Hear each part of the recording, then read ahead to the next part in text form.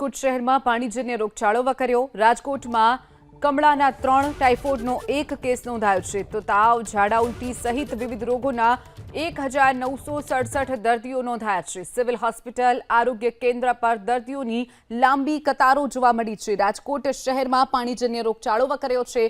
એક તરફ વરસાદની સિઝન છે, બીજી તરફ પાણી જે ડહોળું પાણી આવતું હોય છે, ઘણી વખત પાણીજન્ય રોગચાળો જે રાજકોટમાં વકર્યો છે તેને લઈ અને સિવિલ હોસ્પિટલમાં, આરોગ્ય કેન્દ્રમાં દર્દીઓની લાઈનો જોવા મળી છે। રાજકોટમાં કમળાના 3 અને ટાઇફોઇડનો 1 કેસ નોંધાયો છે।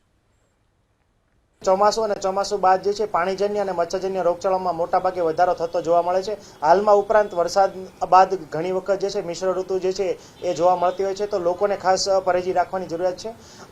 અગાસી ઉપર અથવા ઘરની અંદર કોઈ પણ જગ્યાએ પાણી શુદ્ધ પાણી ભરાતું હોય અથવા ચોખ્ખું પાણી ભરાતું હોય તો તમામ પાત્રો જે છે એ ઊંધા કરી નાખવા જોઈએ, જેથી પાણીની અંદર મચ્છર પોતાના ઈંડા ના મૂકે અને આપણે રોગચાળાઓને કાબૂમાં કરી શકીએ। આ ઉપરાંત ખાસ કરીને દર અઠવાડિયે તમામ ઘરના પાત્રો ઉપરાંત અંદરની કુંડી અથવા ઉપર કુંડી છે એ ડ્રાય કરી દેવી જોઈએ અને અઠવાડિયામાં 1 દિવસ ડ્રાય ડેની ઉજવણી કરી દેવી જોઈએ, જેથી મચ્છર જે છે એ મચ્છરના ઈંડામાંથી પોરા અને પોરામાંથી એડલ્ટ મચ્છર ના બની શકે। આ ઉપરાંત ખાસ કરીને અત્યારે જે છે છૂટાછવાયા કેસો જ્યાં નોંધાતા હોય, કોઈ પણ જગ્યાએ ડેન્ગ્યુ અથવા ચિકનગુનિયાના કેસ જણાય તો આરોગ્ય શાખાનો જે છે સંપર્ક જે છે કરવો હિતાવહ છે।